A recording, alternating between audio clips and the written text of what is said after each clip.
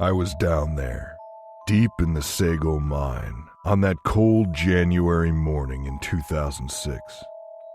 The day started like any other, just another day of work in the dark heart of West Virginia.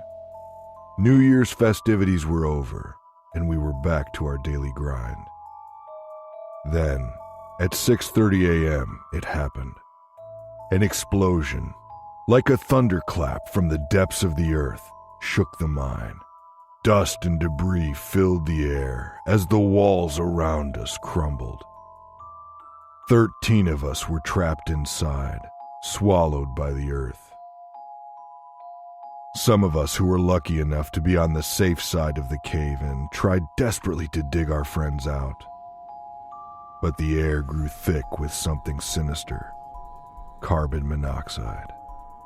It seeped into our lungs, choking hope from the damp, dark air. Our emergency oxygen packs were our lifelines, but not all of them worked. We scribbled letters in the dim light of our headlamps, desperate messages to our loved ones. We prayed for a miracle as time dragged on. Outside, chaos reigned as rescuers fought their way down to us. But the fumes, they were relentless. We waited, gasping for breath, and one by one, we slipped into unconsciousness. The news of our plight reached the surface, and a frenzy erupted. Cameras, reporters, and anxious families. Hours turned into days, and still, we were trapped. Finally, after over 40 agonizing hours, they found us. But it was too late for others. Only I, Randall McCloy, clung to life. My condition was critical.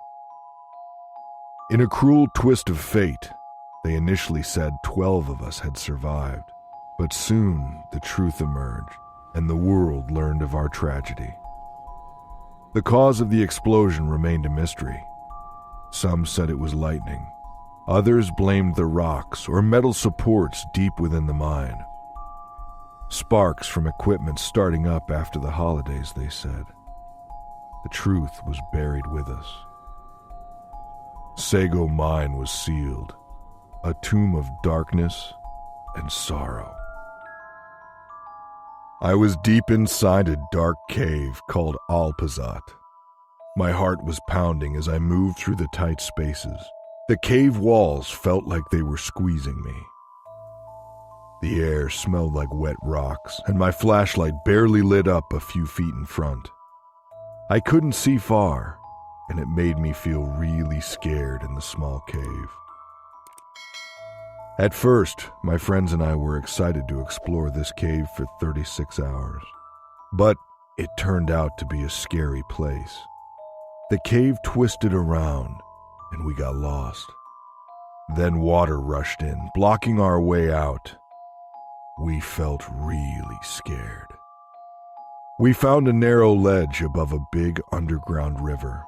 We were stuck, and the cave felt like it was closing in on us. We had some supplies like food, light, and the river for water. But the darkness and being trapped made us very afraid. We waited for help. When help arrived, it came with problems. The authorities didn't trust us and questioned why we were there. They were upset that we didn't want their help and waited for British experts instead. People said we had secret plans and were spies. One by one, we were taken out of the cave, and it felt like a big relief. But the experience left scars, not just on our bodies, but in our minds too. The cave became a place of fear, doubt, and darkness for us. When we got out, there was a big argument between countries.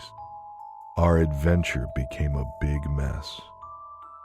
In the end, we were safe. But we couldn't forget the scary days in the Alpazat cave. Those memories haunted us for a long time. I still remember that fateful day, etched into my mind like a never-ending nightmare. It was a bright morning on October 14, 1987, in Midland, Texas. Children filled the backyard of my aunt's daycare, laughter and play echoing in the air. My mom, Sissy, was keeping a close eye on all of us. But in the blink of an eye, my world took a chilling twist. My mom briefly stepped inside to answer the phone, leaving me to my innocent wanderings. Little did I know that I had ventured too close to a tiny well, only 20 centimeters wide, hidden beneath the ground. Supposedly, a heavy rock should have sealed it shut. Fate had other plans that day. As I slipped into that dreadful abyss, the world above vanished, replaced by a suffocating darkness.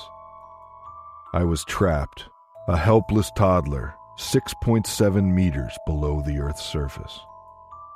Panic gripped me as the narrow walls of the well closed in on all sides.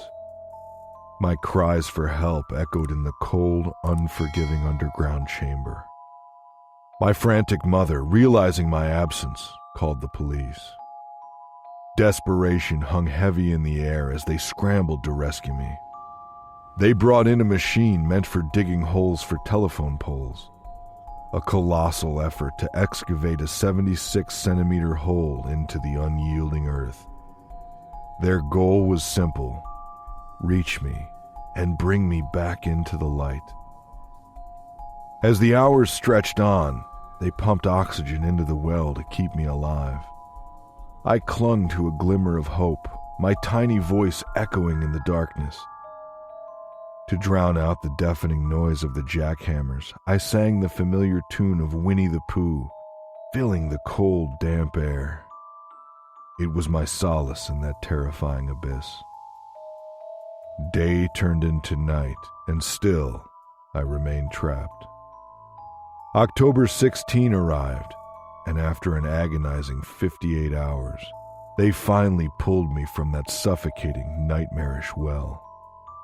It felt like a miracle, a resurrection from the depths of horror. The world watched it all unfold, live on TV. A photograph captured the moment a paramedic carried me to safety, an image that would haunt my dreams for years. In the aftermath, I underwent 15 surgeries, each a painful reminder of those harrowing hours spent in the dark. Yet, I survived. My scars, both physical and emotional.